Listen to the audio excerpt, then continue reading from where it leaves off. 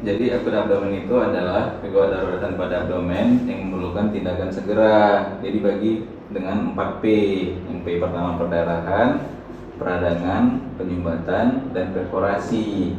Menentukan dia di bagian mana, kita melihat pasien tetap dari anamnesis dan pemeriksaan fisik. Anamnesis tetap patokan kita melalui org chart, onset, location, duration. Kemudian pelvis abdomen juga ya kita periksa abdomennya mulai dari inspeksi, kita lihat distensi atau tidak. Distensi itu apa, Tasya? Distensi itu dok kerasa seperti papan. Kurang tepat. Distensi itu apa, Deli? Tarik garis sayal dari porositas sifoideus sampai sifisis pubis. Jika abdomen dan umbilikanya lebih tinggi, maka disebut dengan distensi. Ya, distensi itu kita lihat inspeksi, bukan kerasa di papan, bukan dipalpasi, tapi inspeksi ya. Lebih jelasnya saya tunjukin aja langsung gimana cara pemeriksaan fisik abdomen. Jadi sebelum kita melakukan pemeriksaan fisik abdomen, terlebih dahulu kita harus tahu regio abdomen. Jadi ada 2 literatur menyebutkan regio abdomen. Yang pertama, abdomen dibagi 4 regio dengan cara menarik garis vertikal dari terusan midsternal, kemudian dibagi menarik garis horizontal melewati umbilikal, dibagi 4. Jadi yang sini regio kanan atas, regio kiri atas, regio kanan bawah, dan regio kiri bawah. Literatur yang satu lagi menyebut bagi dengan 9 regio abdomen dengan cara menarik garis horizontal dari atas arcus costa, kemudian di bawah umbilikal sedikit, kemudian menarik garis vertikal dari mid clavicula. Jadi dibagi yang sebelah sini hipokondrium kanan, epigastrium, hipokondrium kiri, lumbal kanan, umbilikal, lumbal kiri, iliaka kanan, hipogastrik, dan iliaka kiri. Jadi setelah itu pelvis abdomen dimulai dari inspeksi. Inspeksi kita lihat apakah perutnya simetris apa tidak. Kemudian kita lihat apakah abdomennya distensi atau tidak dengan cara tadi definisinya, dengan cara menarik garis sayal dari processus sipedeus sampai dengan ke simfisis pubis. Jika umbilikal atau abdomen secara keseluruhan lebih tinggi dari garis sayal tersebut, itu maka disebut distensi. Kemudian kita lihat juga apakah ada dam kontur atau visible bowel kontur. Artinya itu mungkin ada tanda-tanda suatu penyumbatan atau obstruksi. Kemudian kita lihat apakah ada dam stefung atau visible bowel movement. Kelihatan kontur ususnya bergerak saat ada gerakan peristaltik, juga tanda-tanda suatu obstruksi atau penyumbatan. Kemudian kita lihat ada nggak venektasi dari vena-vena di abdomen. Lalu kita lihat juga pergerakan respirasinya. Normalnya adalah torakoabdominal, tapi jika ada peritonitis atau inflamasi pada peritoneum, maka gerakan abdomen tertinggal. Ada satu bagian abdomen tertinggal, atau secara keseluruhan jika dia diffusa peritonitis, abdomennya tertinggal dibandingkan dengan torakalnya. Setelah inspeksi, kita lanjutkan pemeriksaannya auskultasi. Boleh pinjam stetoskopnya? Jadi gerakan normal peristaltik itu ada beberapa buku menyebutkan 5 sampai dengan 10, ada yang menyebut 5 sampai 35 kali 1 menit. Jadi kita nilai secara seluruh regi abdomen tadi. Jadi kita nilai dari kanan atas dulu selama 15 detik. Kita dengarkan peristaltiknya 15 detik di kanan atas. Kemudian kita dengarkan lagi peristaltik di regio kiri atas secara 15 detik. Kemudian melanjut lagi ke regio kanan bawah 15 detik. Lalu kita dengar di kiri bawah juga 15 detik, total 1 menit. Kita dengarkan normal tadi 5 sampai 35 kali. Jadi kalau pada kasus tertentu seperti peritonitis, biasanya peristaltiknya menurun, artinya tidak sampai 5 kali dalam 1 menit. Pada pasien obstruksi mungkin bisa meningkat lebih dari 5 kali, atau mungkin ada suara metallic sound ataupun berburitmi. Kemudian setelah auskultasi kita lanjut pemeriksaan perkusi dengan cara perkusi menggunakan tangan kiri sebagai osimeter atau alas, kemudian tangan kanan sebagai pengetuk. Dan pengetuk itu harus menggunakan gerakan pergelangan tangan, bukan menggunakan siku. Ya, pertama kita perkusi, kita nilai dulu liver span ya, besar liver kita perkusi, mulai dari kranial ke arah kaudal segaris mid clavicula, perkusi dari sonor, sonor, sonor, sonor. Nah ini bedah, kita tandai garis ini ya, perubahan dari suara sonor ke bedah, artinya sudah mencapai ke liver. Kemudian kita perkusi dari kaudal ke arah kranial, start dari lumbal kanan, timpani, timpani, timpani. Nah ini mulai ke bedah. Jadi kita tadi dari sini, dari arah titik kranial tadi sampai kaudal, kita hitung berapa. Normalnya liver span sebelum lobus kanan adalah 6 sampai dengan 12 cm. Kemudian kita menghitung lagi yang sisi lobus sebelah kiri dengan kita perkusi dari garis midsternal kranial ke arah kaudal. Sonor, sonor. Nah ini sudah mulai suara bedah, kita tandai kembali titiknya ini ya. Kemudian kita perkusi lagi dari arah umbilikal ke arah kranial, timpani, timpani, timpani, timpani. Nah ini sudah mulai bedah.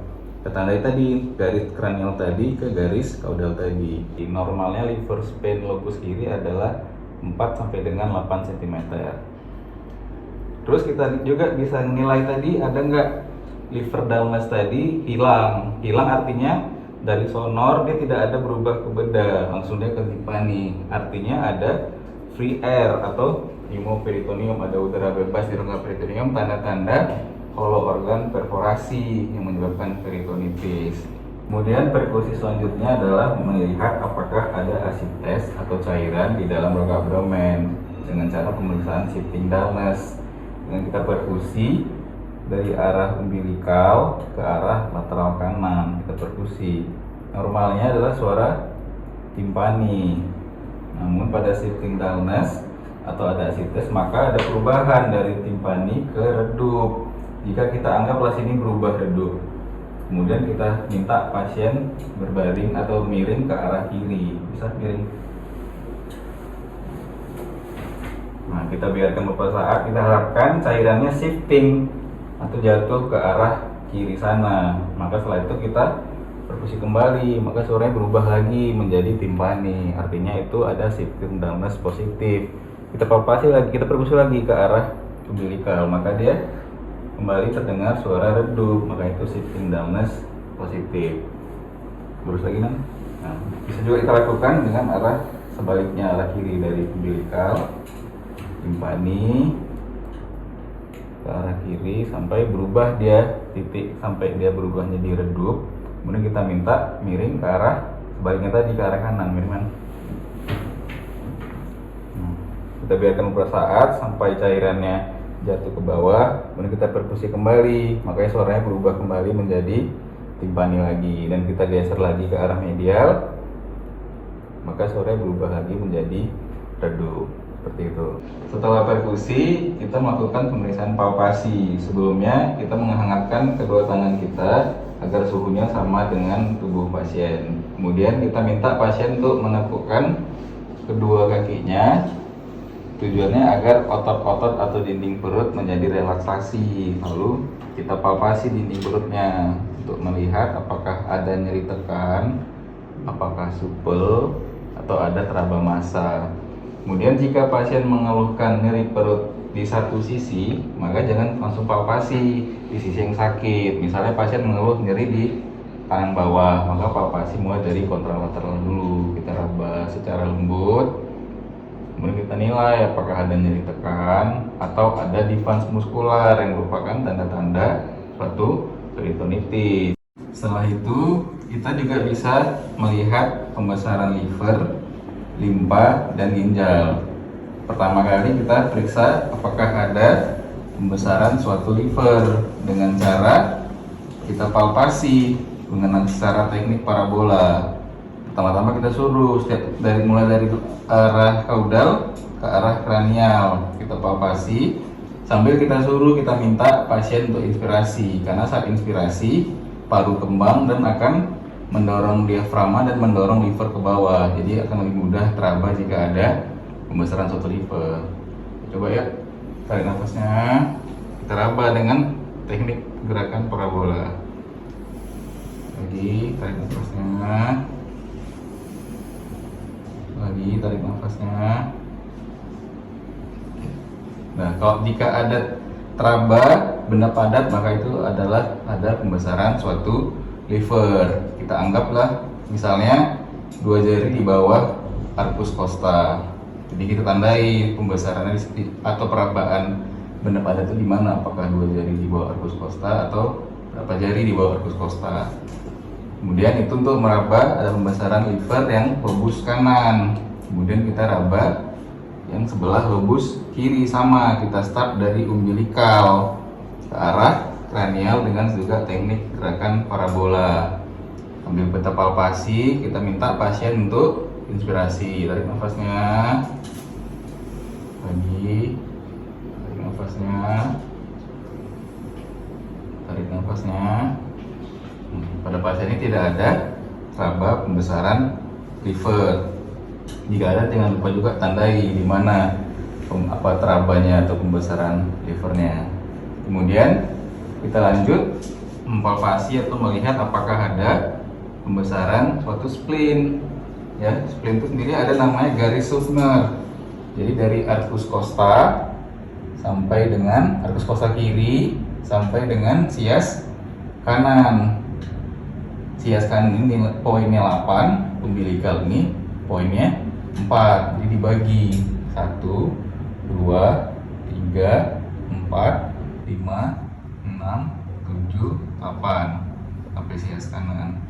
Kita palpasi mulai dari arah yang sias kanan atau Suffner 8. Kita palpasi juga sama seperti gerakan parabola tadi, seperti meraba liver, terus ke arah umbilikal, terus ke arah arcus costa sebelah kiri. Normalnya spleen tidak teraba. Jika ada teraba, maka kita bisa meraba incisura atau teraba pembesaran spleen. Selanjutnya adalah kita melakukan palpasi untuk melihat apakah ada pembesaran ginjal. Ginjal sendiri normalnya tidak teraba. Ginjal itu organ retroperitoneal, jadi dia organ di belakang. Jadi cara pemeriksaannya adalah dengan cara kita palpasi di manual atau di manual manuver dengan cara tangan kiri kita meraba di sudut costovertebra, kemudian tangan kanan meraba di arah depan atau arah anterior. Tangan kiri mendorong ke arah atas, kemudian tangan kanan mencoba meraba apakah ada dorongan dari tangan kiri. Jika ada dorongan, maka artinya ada pembesaran suatu ginjal. Juga sama dilakukan ke sisi sebelahnya atau sisi sebelah kiri. Setelah itu kita lanjut pemeriksaan apakah ada nyeri ketok di ginjal, terutama jika ada pasien mengeluhkan nyeri di bagian belakang atau di punggung belakang, dengan cara mengetok di sudut costovertebra. Ini vertebrae, ini costa, maka sudut antara ini disebut sudut costovertebrae. Kita ketok dengan cara tangan kiri sebagai alas, kemudian tangan kanan mukul. Sakit? Nah, juga kita lakukan ke sisi sebelahnya juga. Kita juga periksa juga tangan kiri sebagai alas, tangan kanan juga sebagai pemukulnya. Oke, Nan? Ya. Jadi gitu ya cara pemeriksaan fisik abdomen, mulai dari inspeksi, auskultasi, perkusi, dan palpasi. Semoga bermanfaat. Baik, dokter. Terima kasih, dok. Sama-sama.